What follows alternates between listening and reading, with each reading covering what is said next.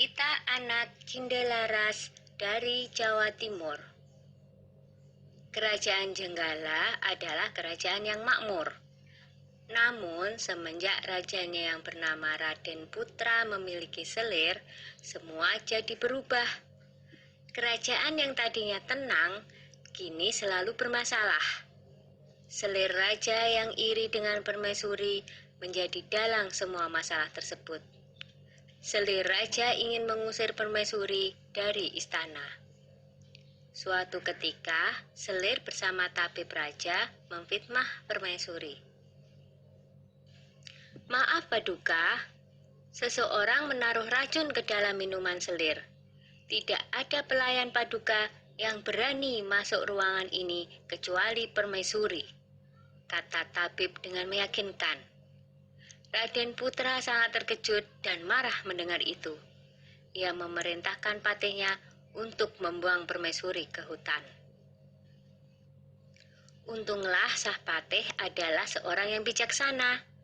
Ia sebenarnya tidak tega meninggalkan permaisuri yang sedang mengandung sendirian di hutan. Maafkan hamba permaisuri, hamba tidak punya pilihan lain, kata Patih. Patih membuatkan rumah kecil untuk permaisuri dan kemudian meninggalkannya. Setelah beberapa bulan di hutan, sang putri melahirkan seorang anak laki-laki. Anak itu diberi nama Cinderalas.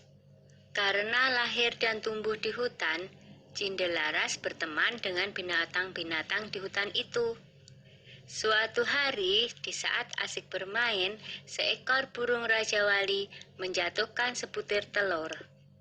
Cindelaras mengambil telur itu dan bermaksud menetaskannya. Tetapi secara ajaib, telur itu menetas menjadi seekor anak ayam. Cindelaras sangat menyayangi anak ayam itu. Kian hari, anak ayam itu tumbuh menjadi seekor ayam jantan yang gagah dan bersuara merdu. Kicauan seperti seekor burung yang tengah bersiul nyaring. Yang lebih mengejutkan adalah, setelah bersiul nyaring, ayam itu berkokok. Kukuruyuk! Tuanku adalah Cindelaras. Rumahnya di tengah rimba, atapnya daun kelapa. Ayahnya Raden Putra. Cindelaras memperlihatkan ayam jantan itu kepada ibunya. Ibu Cindelaras yang mendengar kokok ayam itu akhirnya menceritakan asal-usul mengapa mereka sampai berada di hutan. Mendengar itu, Cindelaras bertekad mengungkap semua kejahatan selir raja ke istana. Aku akan ke istana, Bu.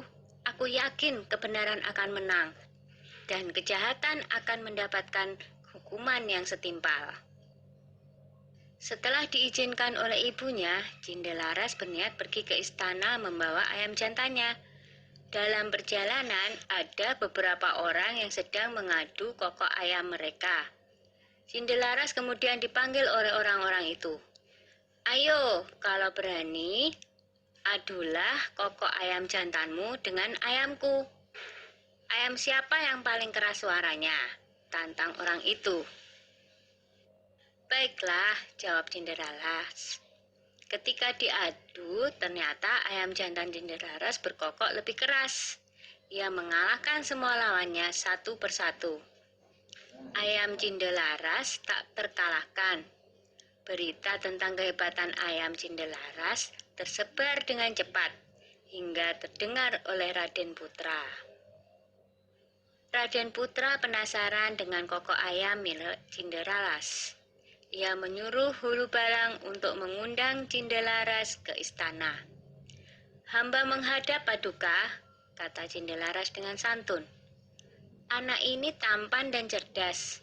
Sepertinya ia bukan keturunan rakyat jelata, pikir Baginda begitu melihat sosok Cindelaras. Raden Putra menjelaskan maksud hatinya mengundang Cindelaras ke istana. Raden Putra menantang untuk adu kokok ayam. Cindelaras mau memenuhi tantangan Raden Putra dengan satu syarat. Jika ayamnya kalah, maka ia bersedia mengabdi mengurus ayam Raden Putra seumur hidupnya. Tetapi jika ayamnya menang, maka setengah kekayaan kerajaan menjadi milik Cindelaras. Raden Putra menyanggupi tantangan Cindelaras. 2 ekor ayam itu mulai berkokok. Ayam Cindelaras berkokok dengan sangat merdu dan lebih keras. Penonton bersorak mengeluh-elukan Cindelaras dan ayam jantannya. Baiklah, aku mengaku kalah. Aku akan menepati janjiku. Tapi, siapakah kau sebenarnya, anak muda? Kata Raden Putra penasaran. Cindelaras lalu membisikkan sesuatu kepada ayamnya. Tak lama kemudian, ayam jantan Cindelaras berkokok keras. Kukuruyuk, tuanku adalah Cindelaras. Rumahnya di tengah rimba. Atapnya daun kelapa, ayahnya adalah Raden Putra. Begitu berulang-ulang. Raden Putra kaget mendengarnya, lalu bertanya, "Benarkah apa yang aku dengar?"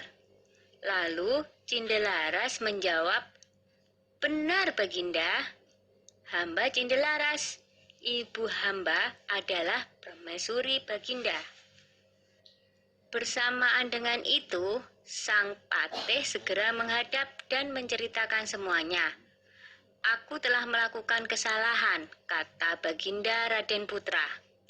"Aku akan memberikan hukuman yang setimpal pada selir dan tabibku yang bersekongkol dengannya." Lanjut Baginda dengan murka. Kemudian selir pun dibuang ke hutan. Raden Putra memeluk anaknya dan meminta maaf atas kesalahannya selama ini. Raden Putra dan hulu balangnya segera menjemput permaisuri di hutan. Akhirnya, Raden Putra, permaisuri, dan Cindelaras berkumpul kembali. Setelah Raden Putra tiada, Cindelaras menggantikan kedudukan ayahnya dan memerintah dengan adil dan bijaksana. Dah ya cerita Cindelarasnya. Jumpa lagi.